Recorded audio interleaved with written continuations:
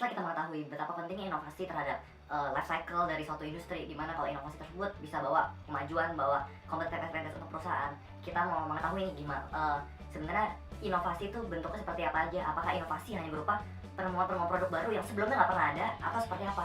Ternyata inovasi bisa dibedakan berdasarkan dua variabel penting, yaitu market dan teknologi. Apakah dibawa menggunakan teknologi lama atau teknologi baru, teknologi yang telah ada atau teknologi yang telah diciptakan, yang baru saja diciptakan, baru keluar. Bisa juga dilihat dari sisi market, apakah market yang udah lama, market yang itu aja, pelanggan tetap, atau malah menciptakan market baru, bahkan suatu industri baru. Yang pertama, menggunakan teknologi lama dengan market yang lama disebut incremental innovation. Incremental innovation merupakan inovasi-inovasi kecil tambahan yang digunakan perusahaan untuk memperkuat posisinya di pasar.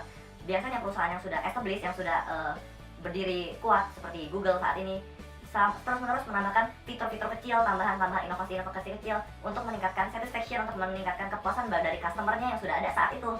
Tujuannya adalah untuk memantapkan posisi perusahaan yang telah sedang memimpin. Dengan menggunakan incremental innovation, perusahaan mampu mempertahankan dan memperkokoh posisi yang telah diperoleh saat itu. Perusahaan-perusahaan besar yang saat ini telah berdiri biasanya diawali dengan suatu gerakan yang radikal, sedang radical innovation, sehingga tiba-tiba bisa melejit dengan begitu cepatnya di pasaran. Contoh konkretnya adalah Gillette. Pertama kali Gillette mengeluarkan pisau cukur yang bersih dan higienis dan bisa diganti kepalanya, langsung booming, langsung terjadi tren di pasar. Saat itu disebut radical innovation. Tapi ketika posisinya sudah bagus, memiliki posisi yang kuat di pasar, Gillette tidak berhenti di situ dengan menambahkan mata cukur yang saat ini bisa sampai berjumlah 6 mata cukur. Gillette melakukan incremental innovation untuk menantapkan posisinya di pasar. Seringkali radical innovation datang dari perusahaan yang baru muncul. Ada 3 alasan kenapa sih sebenarnya perusahaan yang baru muncul lebih memungkinkan untuk melahirkan radical innovation dibandingkan perusahaan yang sudah established. Yang pertama adalah karena alasan ekonomis. Perusahaan yang sudah besar, yang sudah memiliki posisi market yang kuat, yang telah mengambil profit besar di dalam market, biasanya ingin mempertahankan posisi tersebut, ingin supaya posisi tersebut bertahan selama mungkin. Caranya gimana? Maka perusahaan-perusahaan besar yang sudah memimpin selalu menambahkan incremental innovation untuk memantapkan posisinya dan tidak lagi fokus untuk menciptakan sesuatu yang radikal. Sedangkan perusahaan-perusahaan kecil yang masih belum established, mereka berpikir gimana caranya supaya mereka bisa masuk ke pasar yang sulit tembus. Satu caranya adalah menggunakan radical innovation. Ketika radical innovation ini sukses, maka dia bisa langsung naik dengan cepat menguasai pasar. Yang kedua adalah karena struktur organisasinya. Perusahaan-perusahaan yang sudah besar, yang sudah menguasai pasar, biasanya cenderung memiliki formal sistem, memiliki struktur-struktur operasional yang telah dibakukan. Tujuannya apa? Sebenarnya tujuan sangat baik, karena tujuannya untuk menstabilkan hasil produksinya, untuk menjaga kualitasnya. Namun, karena ada sistem-sistem tersebut, menjadi hambatan dari organisasi tersebut buat menciptakan sesuatu yang radikal. Kebalikannya, startup memiliki tanpa batas, memiliki organisasi yang bisa dengan dinamis bergerak dan memunculkan ide-ide yang bisa memunculkan inovasi-inovasi radikal. Dan yang terakhir, ada alasan ekosistem inovasi. Karena perusahaan yang sudah besar memiliki key partner yang sudah baku, seperti supplier sudah baku dengan key resources yang sudah baku. Hal tersebut membatasi gerak perusahaan untuk melakukan sesuatu yang radikal. Karena ketika perusahaan itu berhasil melakukan sesuatu yang radikal, semua key partnernya akan bisa berubah. Contohnya, sebelumnya untuk katakanlah membuat baju tidak lagi dibutuhkan benang. Bayangkan kalau misalnya perusahaan tersebut telah memiliki supplier benang yang menjadi key partnernya, hal itu bisa berubah. Hal itu bisa berubah dengan tidak lagi membutuhkan supplier benang. Pilihan lain dari matriks antara market dan teknologi adalah dengan membawa teknologi yang lama kepada market yang baru. Contohnya dikatakan di dalam buku merupakan seperti Xerox. Xerox dulu merupakan industri fotokopi terbesar yang melayani hanya di bisnis besar. Xerox memberikan mesin dengan harga mahal, dengan kualitas sangat baik, tapi hanya berfokus kepada bisnis to bisnis. Hanya perusahaan-perusahaan besar yang dilayani. Karena teknologi sudah ada, hal tersebut bisa diambil oleh Canon. Canon bisa melihat peluang bahwa sebenarnya ternyata banyak small and medium enterprise, banyak rumah-rumahan, orang-orang yang rumahan membutuhkan teknologi yang sama.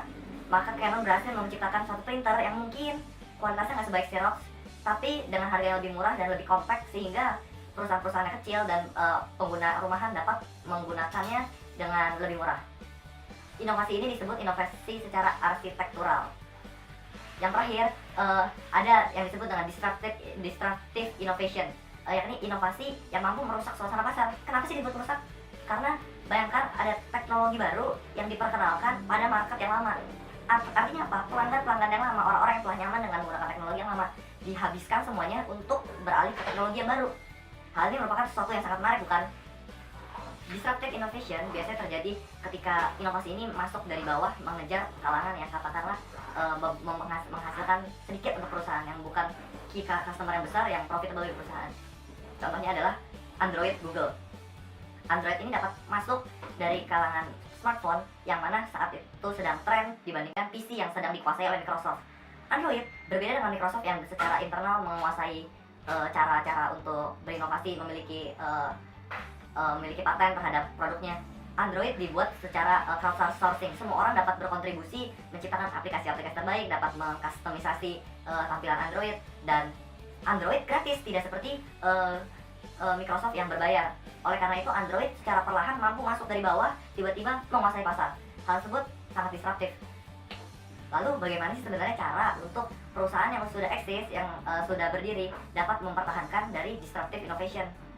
Yang pertama, perusahaan harus tetap berinovasi, mungkin hanya incremental innovation, tapi dengan terus berinovasi menjadi selangkah di depan. Hal itu menjaga lebih sulit untuk diruntuhkan dibandingkan hanya diam di tempat. Bayangkan objek yang bergerak lebih sulit ditembak daripada objek yang diam. Cara kedua, bisa juga perusahaan melakukan perlindungan, fokus pada market yang bersifat low end, yang tidak menghasilkan banyak bagi perusahaan. Mungkin hal tersebut dikatakan tidak efisien, tetapi dengan perusahaan mampu memperhatikan low end customer tersebut, mencegah adanya disruptive innovation yang bisa mengambil kesempatan itu dan malah nanti mengambil alih keseluruhan pasar. Cara ketiga adalah jangan menunggu orang lain mendisrupt bisnis kita, tetapi kita harus mendisrupt diri kita sendiri untuk berinovasi selangkah di depan. Contoh yang baik dalam hal ini adalah ketika Apple meluncurkan iPhone. Ketika iPhone diluncurkan, secara tidak langsung Apple telah memutuskan untuk membunuh iPod, karena fungsi iPod secara keseluruhan dapat digantikan oleh iPhone.